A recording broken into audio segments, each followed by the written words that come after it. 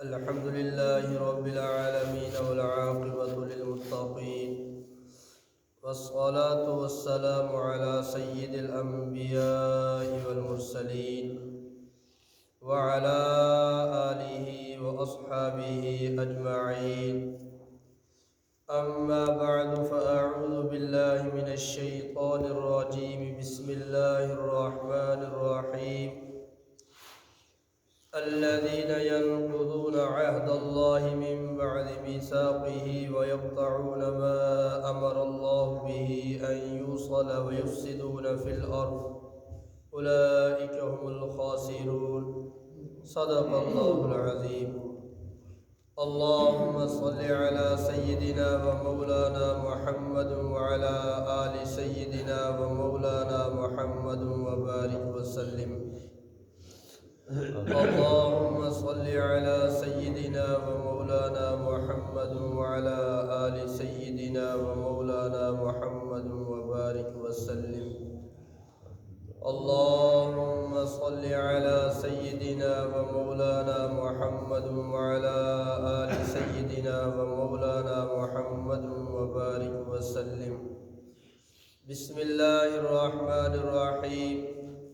الذین وہ لوگ ینقضون جو توڑتے ہیں عہد اللہ اللہ تعالیٰ کے عہد کو من بعد میثاقہ اس کو مضبوط کرنے کے بعد ویقطعون اور توڑتے ہیں ما اس چیز کو امرا حکم دیا اللہ تعالیٰ نے بھی جس کے بارے میں ان یوصل یہ کہ جوڑا جائے وَيُفْسِدُونَ اور وہ فساد کرتے ہیں فی الارض زمین میں اولئک هم الخاسرون یہی وہ لوگ ہیں نقصان اٹھانے والے. فاسقین کی صفات کا ذکر ہو رہا تھا.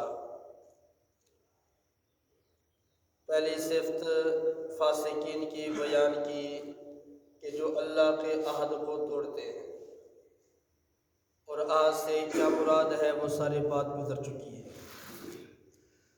اور دوسری صفت یہ بیان فرمائی کہ وہ اس چیز کو توڑتے ہیں جس کے جوڑنے کا اللہ نے حکم دیا، یعنی اللہ سے تعلق توڑتے ہیں، نبی سے تعلق توڑتے ہیں، رشتہ داروں سے تعلق توڑتے ہیں، قطع رحمیاں کرتے ہیں.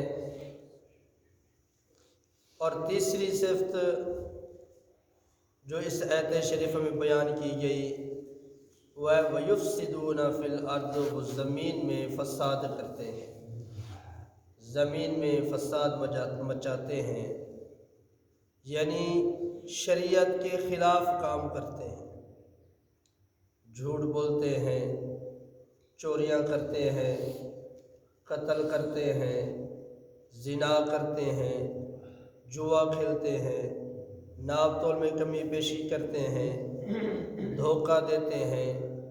یہ سارے وہ کام ہیں جو شریعت کے خلاف ہیں.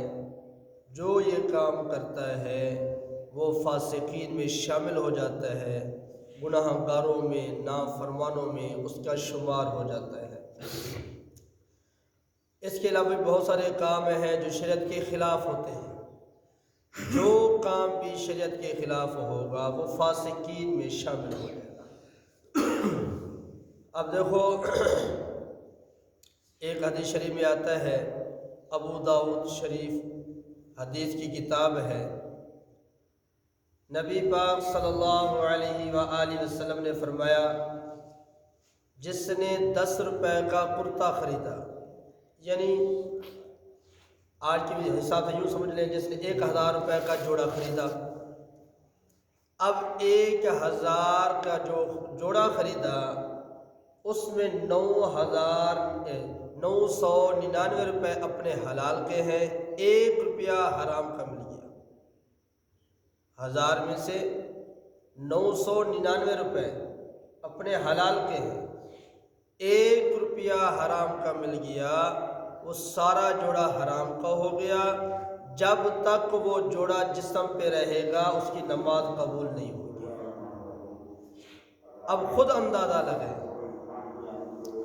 میرے جسم پر جو کپڑا ہے جو میں نے سوٹ پہنا ہوا ہے، سر پہ میں نے ٹوپی رکھی ہوئی ہے، کبھی میں نے سوچا یہ کہاں سے آیا ہے، کیسے آیا ہے، کہ اس میں حرام کی ملاوٹ تو نہیں ہے؟ 1 روپیہ حرام کا ملا، اس نے سارے پیسوں کو حرام کر دیا، کتنا بڑا نقصان ہوا۔ اور اسی طرح اگر کسی کے اوپر زکوٰۃ فرض ہے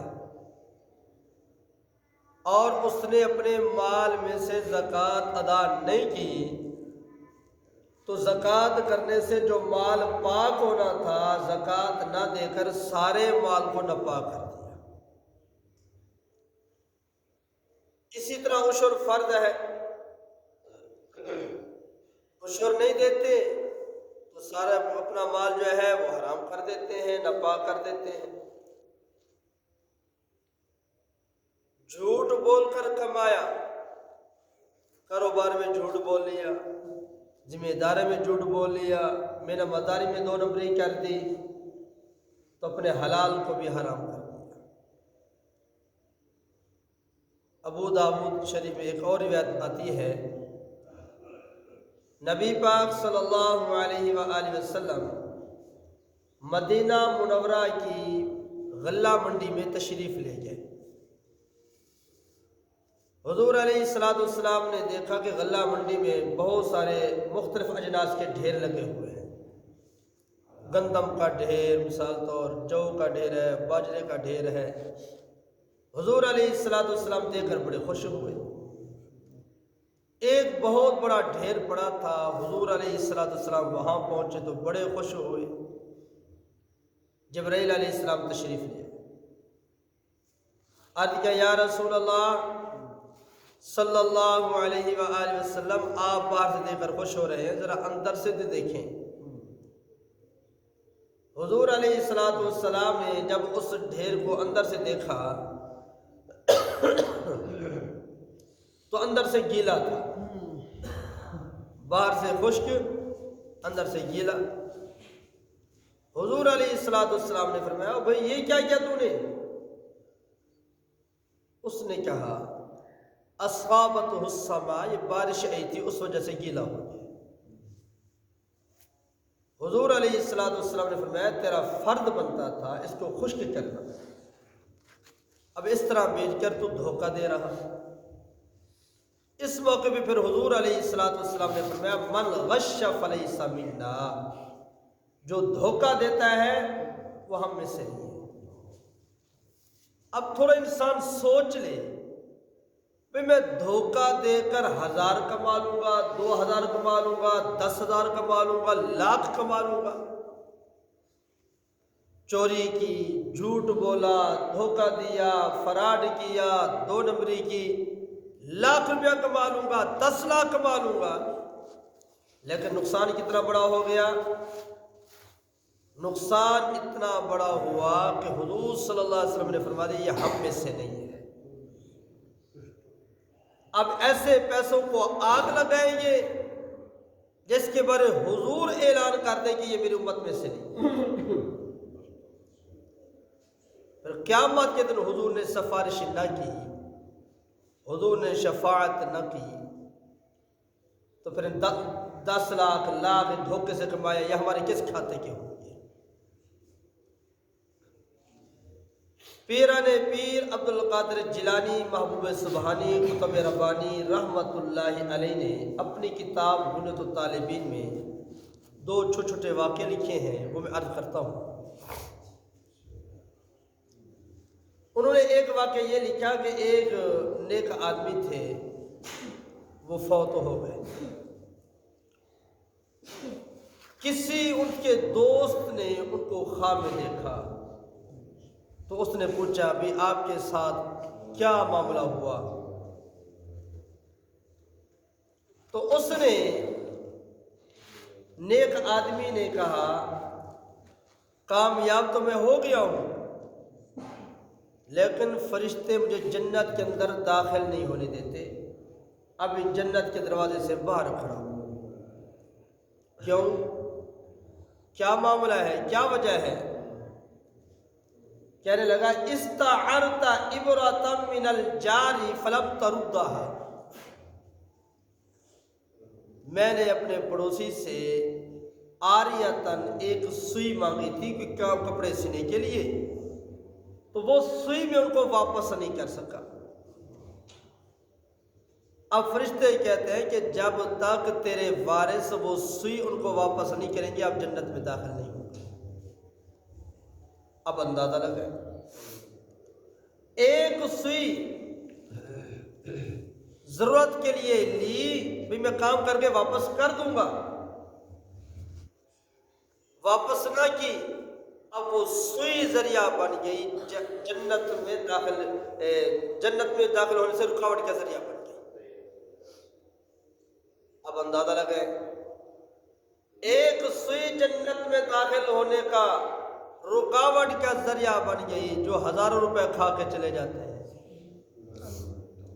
جو لوگوں کے بکریاں، بھیڑیں، بھینسیں، گائے یہ چکر دے کے 2 نمبری کر کے ہڑپ کر جاتے ہیں، جو دوسروں کی زمین ناجائز طریقے سے دبا کے چلے جاتے ہیں، جو چوریاں کرتے ہیں، کتنے لوگوں کا مال کھا کے چلے جاتے ہیں، تو اللہ معاف فرمائے پھر کیا حال ہوگا۔ اور آج جنازے کے وقت بھی رسمی اعلان ہو جاتے ہیں، جی کس نے کوئی لینا دینا ہو تو ہم تیار ہیں دینے کے لیے۔ جنازہ ہو گیا، میت قبر میں چلی گئی، اب قرضہ لینے والے کہتے ہیں او قبر پہ تو جا کے لے لیں۔ ہم ضامن بن جاتے ہیں، جب پیسے نہیں ملتے تو کہتے ہیں یار میں کیڑی غلطی کی زمانہ دے کے میرے کو کوئی نہیں پیسے۔ مختلف انداز میں، مختلف رنگ میں جو ہم کر رہے ہیں، یوں نہ سمجھے کہ میرا کوئی کیا بگاڑے گا۔ ٹھیک ہے، اللہ نے یہاں تجھے طاقت دی ہے، پیسہ دی ہے، مقام دیا ہے، تجھے کوئی کچھ نہیں کہہ سکتا، لیکن میدان معاشر میں اللہ سب سے پوچھے گا، اور وہ دن ہوگا، حدیث پاک میں آتا ہے میدان معاشر میں اتنا خوف ہوگا کہ انہو بازاجن، کہ بندہ ڈر اور خوف کی وجہ سے بکری کے بچے کی طرح ہو جائے گا، سکڑ جائے گا۔ جو یہاں ہیری پھیری میں کروں گا، چوری کروں گا، 2 نمبری کروں گا، دھوکہ دوں گا، قتل کروں گا، غلط کام کروں گا، جوا کھیلوں گا، شراب پیوں گا، رشوت کھاؤں گا، سود کھاؤں گا، جو بھی کام نبی کی شریعت کے خلاف کروں گا وہاں میں حساب دینا پڑے گا۔ دنیا کے اندر آج اللہ ڈھیل کیوں دے رہا ہے؟ کیونکہ دنیا حساب کی جگہ نہیں ہے، دنیا عمل کا گھر ہے، اور جو آخرت ہے وہ حساب کا گھر ہے، وہاں حساب دینا پڑے گا۔ پیر عبد القادر جیلانی محبوب سبحانی کتب ربانی رحمت اللہ علیہ نے دوسرا واقعہ یہ لکھا ہے، ایک آدمی کہیں دعوت پہ گیا، دعوت کھا کے آ رہا تھا، کسی کی کھیت میں سے، فصل میں سے ایک چھوٹا سا تنکا توڑا اپنے دانت صاف کرنے کے لیے، کہ گوشت وغیرہ پھنس جاتا ہے دانتوں میں۔ اللہ تعالیٰ نے فرمایا کہ اب اس کو جنت میں داخل نہیں کرنا جب تک اس تنکے کا حساب نہیں۔ تو اب ایک تنکا وہ بغیر اجازت کے توڑا تو جنت میں جانے کا رکاوٹ کا ذریعہ بن گیا۔ اور جو لوگ باغوں میں داخل ہو جاتے ہیں، آم توڑ لیتے ہیں، کسی کی سبزیاں توڑ لیتے ہیں، کسی کی فصل کو خراب کر دیتے ہیں، جانوروں کے ذریعے فصل کو خراب کر دیتے ہیں، تو پھر کیا حال ہوگا؟ اگر کہا جائے کہ یہ نہ کرو، یہ اچھا نہیں ہے، کہتے ہو جی سارا چل رہے تھے، اے بریقیں تو آپ کتنے بچ سکنے ہیں. یہ دھوکہ ہے، یہ شیطان جواب سکھاتا ہے.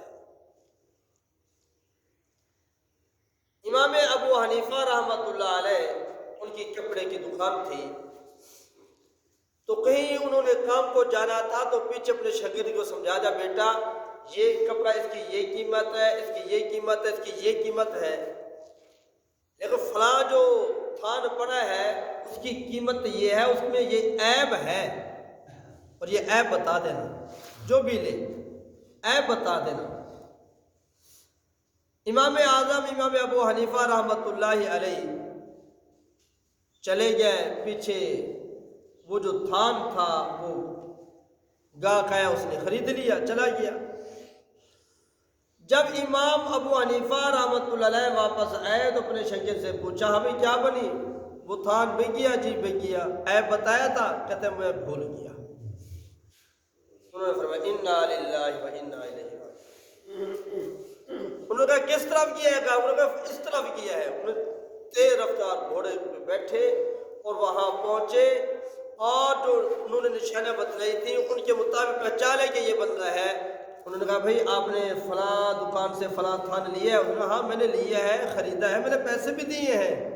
اس نے کہا ٹھیک ہے آپ نے پیسے دیے ہیں، لیکن میں یہ بتانے کے لیے آیا ہوں قیمت اس کی ہے اتنی جتنے کہ تو نے خریدا ہے، لیکن میرا شاگرد عیب بتانا بھول گیا تھا، اس میں فلاں عیب ہے، اب تیری مرضی خرید، تیری مرضی نہ خرید، اس میں فلاں عیب ہے. اور آج ہم عیب دار چیز کو چھپا کر بیچتے ہیں، بتاتے نہیں اس میں یہ عیب ہے. بکری میں عیب ہے، بھینس میں عیب ہے، گائے میں عیب ہے، یا کوئی فصل ہے، کوئی چیز ہے، کپڑا ہے، کوئی عیب ہے تو ہم کو چھپا کر اور جھوٹی تعریفیں کرتے، اس میں یہ خوبی ہے، اتنا اچھا ہے، یہ ہے، فلاں ہے. وہ حضرات عیب کو واضح کرتے تھے، کیونکہ ہمارے نبی بھی عیب کو واضح کرتے تھے. جب حضور صلی اللہ علیہ وسلم کھجوریں بیچنے کے لیے جاتے تھے تو جو اچھی کھجور ہوتی وہ علیحدہ کر دیتے، جو اس سے تھوڑی ہلکی ہوتی تھی وہ ایک علیحدہ کر دیتے تھے، جو اس سے ہلکی ہوتی علیحدہ کر دیتے تھے. جو لینے کے لیے آتا حضور فرماتے دیکھو یہ اچھی کھجور ہے، اس کا ریٹ یہ ہے، اس کا یہ ہے، اس کا یہ ہے. اور آج ہم جو تھوڑی ہلکی چیز ہوتی ہے اس کو نیچے رکھ دیتے ہیں اور اچھی چیز کو اوپر رکھ دیتے ہیں. جب کوئی گاہک آتا ہے دکھاتے اوپر سے ہیں، دیتے نیچے سے. کتنے دھوکے ہو رہے ہیں. تو کئی ساری باتیں ہمیں کیا کیا عرض کروں، آخر یہی ہے کہ وَيُفْسِدُونَ فِي الْأَرْضِ، جو شریعت کے خلاف کام کرتے ہیں وہ فاسقین میں ہیں، گناہ گار ہیں، نافرمان ہیں. تو اس آیت شریفہ میں اللہ تعالیٰ نے فاسقین کی 3 صفتوں کو ذکر کیا. آگے کل انشاءاللہ العزیز قیامت کا ذکر شروع ہوگا. اللہ تعالیٰ سے دعا جو کہا سنا گیا، اللہ تعالیٰ ہم سب کو اخلاص کے ساتھ عمل کرنے کی توفیق عطا فرمائے.